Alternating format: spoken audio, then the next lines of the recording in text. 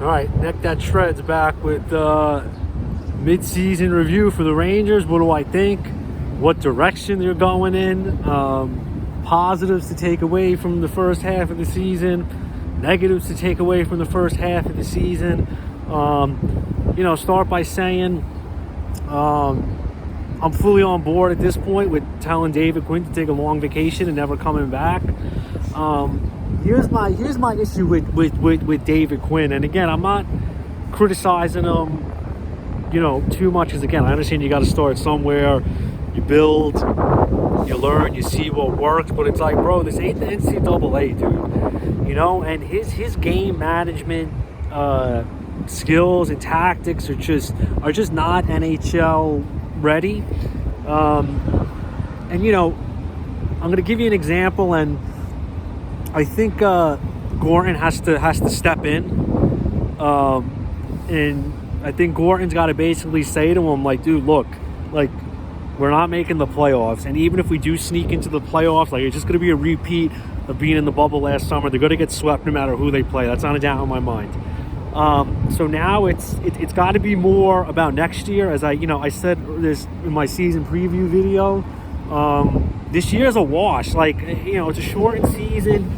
It should just be used a developmental year, see what's what. And Quinn's treating it like the Rangers actually have a chance of making the playoff, which is baffling to me, because you could have watched 5 games and said, yeah, this team's not going anywhere. And look, they don't have the guys, But it's just, my thing is like, with guys like Capo, Lafreniere, for example, like, I don't get why their, ice time is not higher than it is. And you can make the argument, they're not at that point yet. But it's like, bro, just throw them out there. Leave them out there. Let them mess up. Just put them in every situation possible. You have nothing to lose. You legitimately have nothing to lose. Playing guys like Strome, who's presumably not going to be here in a few years, couple years, probably even next year. What am I saying, a few years? He's not going to be here in a year. It's like, he's not part of the future. Why does he play big minutes? Chytil came back from injury. I'm not really a fan of Chytil, but I wouldn't. Chytil, would be the second line center if I'm running that team. I wouldn't take Chytil off the ice. Lafreniere, I would not take him off the ice. Kappa, I would not take them off the ice. So it's like, playing these guys like, they're freshmen at BU is like, bro, what are you doing? Like, it's just, I don't get that. And I'm happy that Panarin's back and just doing his thing, lighting it up. I'm happy for Kreider this year. Really stepping into his own, putting the team on his back. I think the biggest negative, honestly, the first half of the season, Zibanejad, I said that before the season, Zibanejad's not elite. This is not surprising to me. I think Zibanejad's on par for the season he's supposed to be having, if you want my honest opinion. He's just not elite. Last year was an anomaly. He got the 6-point game the other night, but honestly, I've never watched an NHL game that bad in terms of how the Flyers played, where they actually gave up. I've never seen an NHL team actually give up playing like I saw the Flyers did the other night, but that's besides the point. Goaltending, look, Shesterkin and Georgiev have had some clunkers. They've had some good ones, but I'm starting to question Shesterkin's durability. He gets hurt a lot. What does that mean going forward? Georgiev kind of had some ups and downs. He got a really nice save the other night that I thought was sick. But look, who would have thought the Rangers would have 3 rostered goalies after last year's 3 rostered goalies, and that whole, hoopla with Henrik and who's going to be in net, blah, blah, blah. I don't think having 3 goalies is obviously the way to go, but they're forced to. Is Shesterkin durable enough to play in the NHL? We're finding that out now.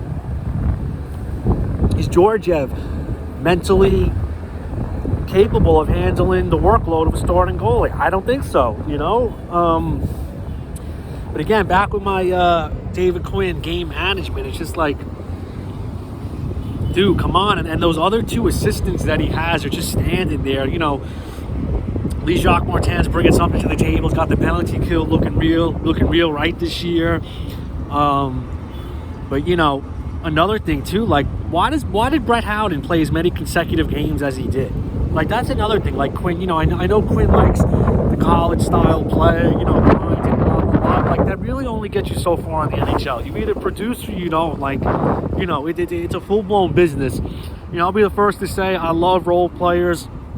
I love guys that grind, do their thing like that, but it's like the whole team can't be like that. You know, like you need a certain element of the team to be that way. An element of the team that is that way can't be guys who are 5'10". Like nothing against, you know, Brendan Lemieux, but like, come on. Yeah, he'll scrap, he'll get into areas, but like if you're lining up to Brendan Lemieux, you're not afraid of Brendan Lemieux, you know? You line up next to Ryan Reeves, Pat Maroon, you're like, oh shit, like, you know, I don't know if I'm gonna really take the liberties that I would normally take. You know? So, you know, you can argue, look, Quinn doesn't have the pieces to work with. I'm in that camp, but at the same time, I think, you know, when him and his buddies get back from the Rona protocol list, I think Jeff Lauren's got to sit them all down and say, look, we're trying to build for the future here.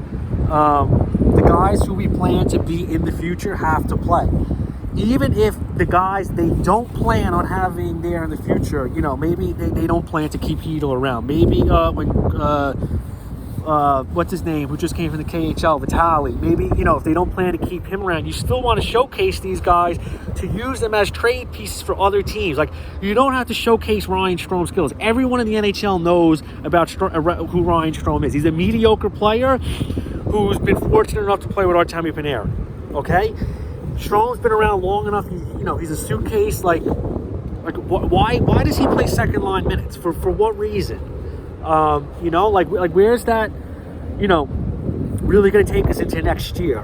You know, oh wow, Ryan Strome's going to sign another bridge deal to avoid arbitration. It's like, yeah, because no other centers are available. You know, it's like, but I just think the biggest negative, honestly, the first half of the season is it's just been Quinn's management of the team, you know, the constant line changing, just, you know, saying he's developing guys. Like, I don't know he's developing.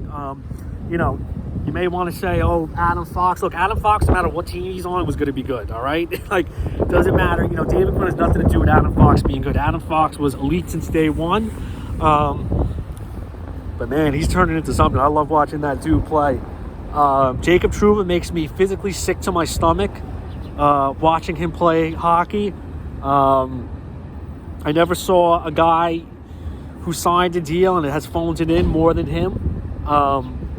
He's kind of looking like, what's his name, Brendan Smith a few years ago when Smith signed the contract and, you know, took a year off from training because he thought he signed a contract. It's like, bro, I don't know. On another note, random note, I want to give a shout out to Taylor Hall. He said something really good. I'm really not even a big Taylor Hall fan, to be honest. Nothing against him, just, you know, I can kind of do without him. But with Ralph Kruger getting fired, the first thing he said was, yeah, it's our fault that he got fired. The players, you know, basically forced the GM's hand and having to get rid of him. I thought that was a really honest thing to say, and I hope Hall finds a playoff team to go to, because I think Hall could be a good piece, good top six piece. I would like to see Taylor Hall on the Islanders.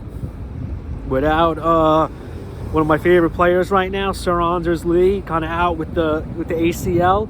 Interested to see what you know, Big Lou's going to do over there. Interested to see what these Canadian teams are going to do at the deadline because of the, you know, quarantine rules, all that. But we'll see. Canadian division rocking and rolling, man. I got to be honest, most of the games I watch now are Winnipeg, Toronto, Edmonton, just exciting games. Exciting games, man. Dynamic players, just big, mean, skilled, fast, just hockey players. You know, Vegas too. Colorado's looking nice. But yeah, that's that. See what's what. David Quinn, go on vacation, bro. Stay out. We don't need you. No one does. Later.